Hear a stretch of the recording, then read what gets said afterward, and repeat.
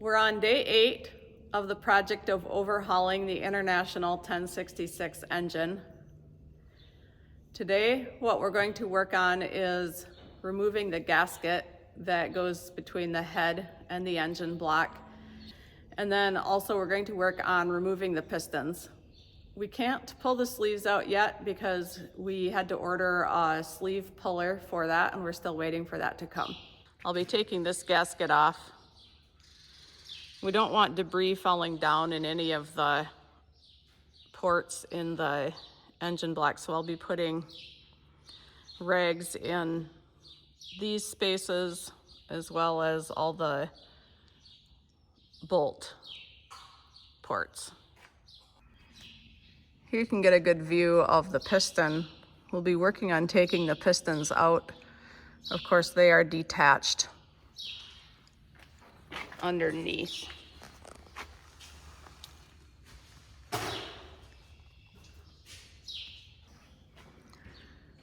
After the pistons are out, we'll be working on taking the wet sleeves out, but we don't have the sleeve puller yet. We had to order that and we're still waiting for that to come, so we won't be working on taking the sleeves out today.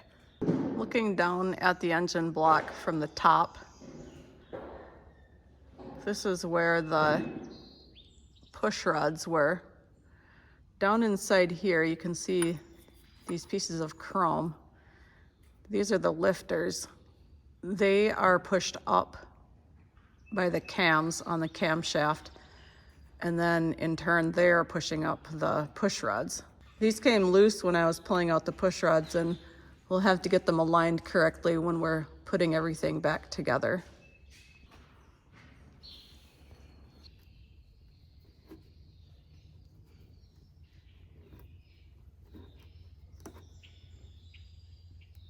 I've got rags in all the ports and bolt holes in the engine block to protect them from debris. I'm going to work on removing the gasket next.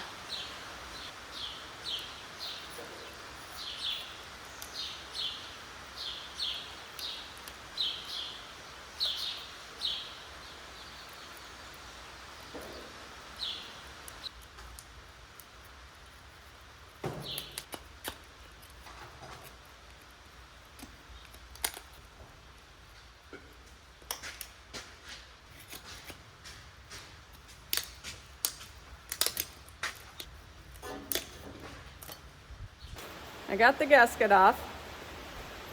There's quite a bit of the gasket that actually was stuck to the engine block. Here you can see the residue left behind from the gasket. I'll need to scrape that all off.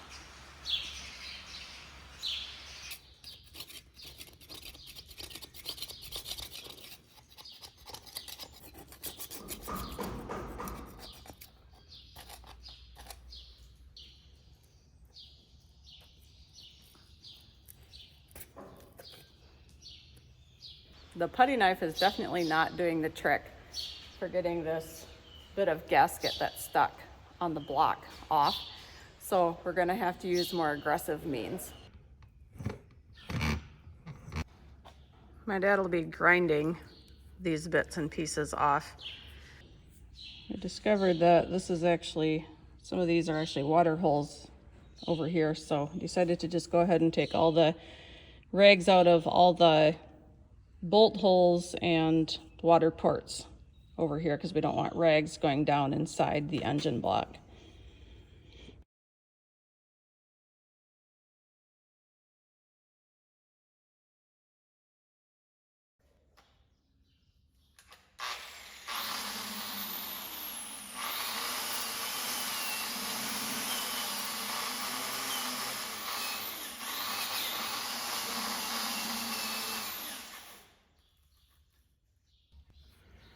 You can see here, that's working really good with taking off the residue.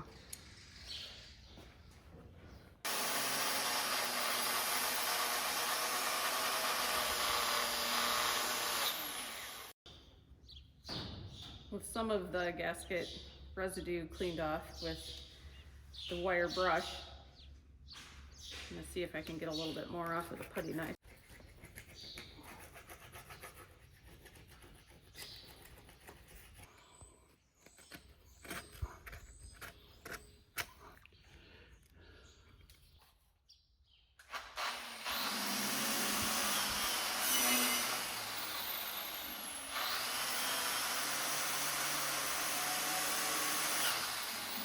This surface of the engine block has now been cleaned off.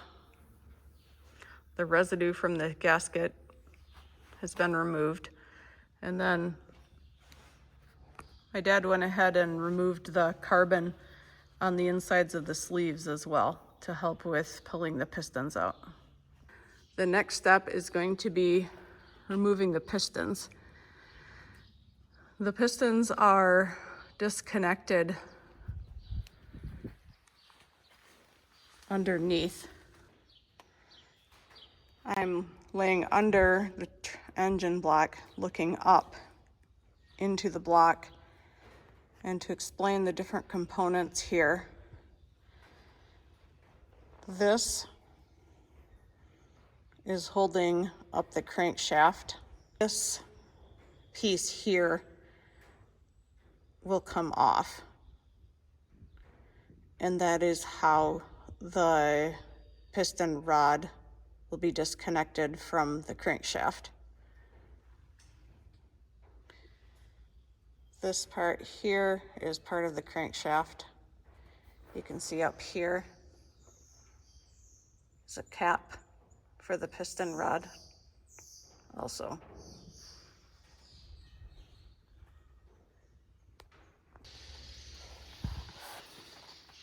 Oh, man, can't believe it.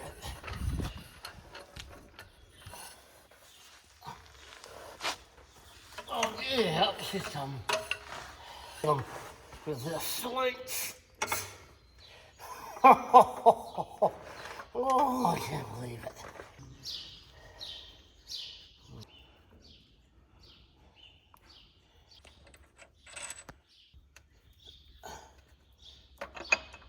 Okay. So this is looking from underneath up where we've removed the cap.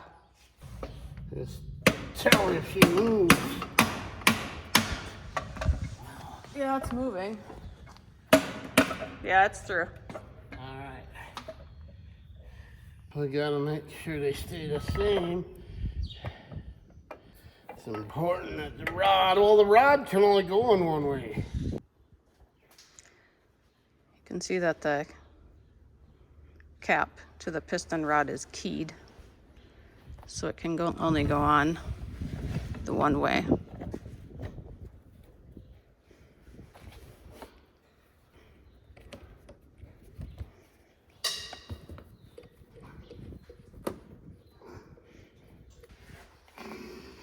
Here I'm scratching the number 5 on this piston to keep track of which one is which.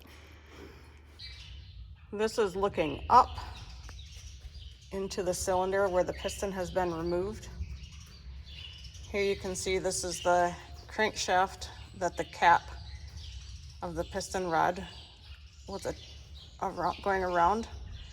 And then the rod was pushed up along with the piston. So the rod and the piston have both been pulled out. So my dad had pushed on the fan a little bit, and then that changed the position of the crankshaft, giving him easier access to the next cap that he's going to remove down here.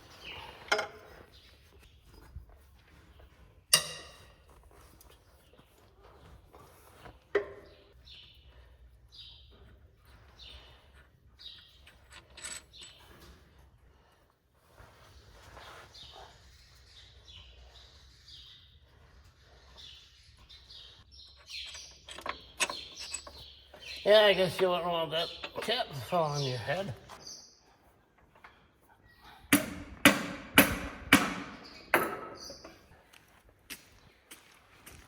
So, turn the motor.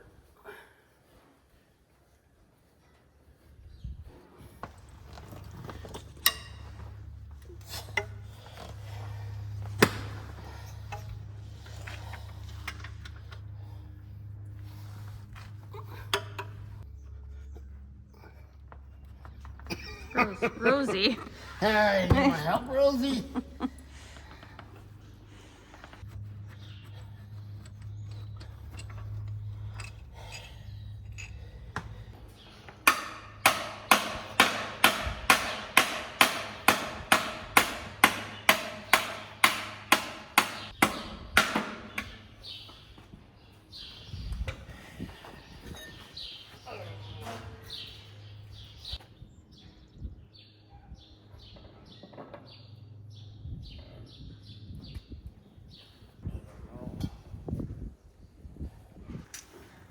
because of this, my dad is having a hard time accessing the number 1 piston cap bolts.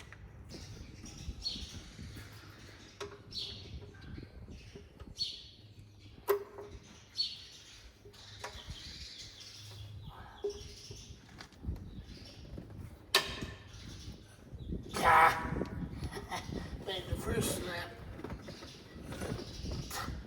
Wow, that sucker. It's turning.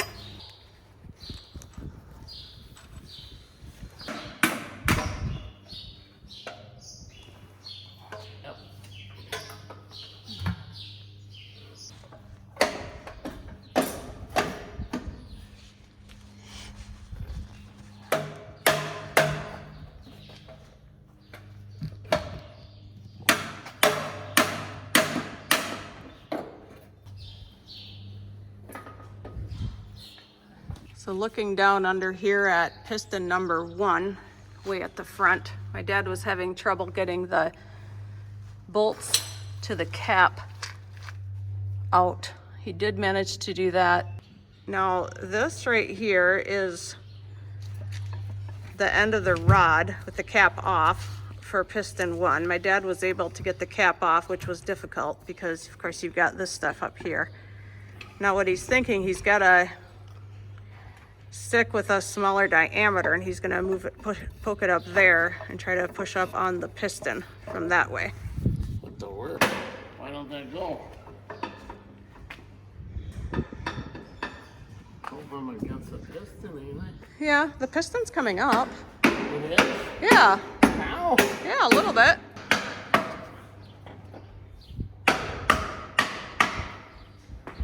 Yep, it's coming.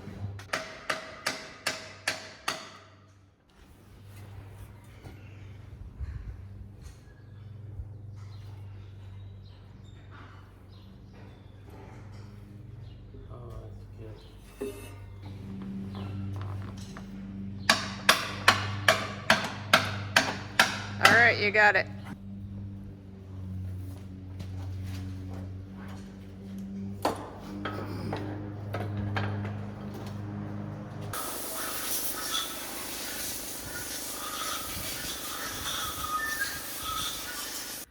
Looking down inside the cylinders, you can see the crankshaft down at the bottom. And I'm also going to take a look at the engine block from underneath.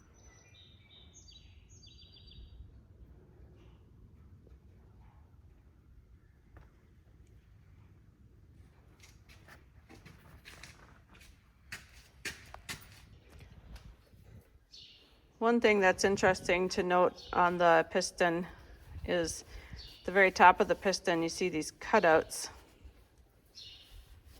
This piston comes up so close to the top of the engine block that there needs to be a little bit machined out for the valves. We're at the end of day 8 of our project of overhauling the engine on the International 1066 tractor. Today, we removed the gasket and then cleaned up the top of the engine block. Some of the gasket had adhered to that.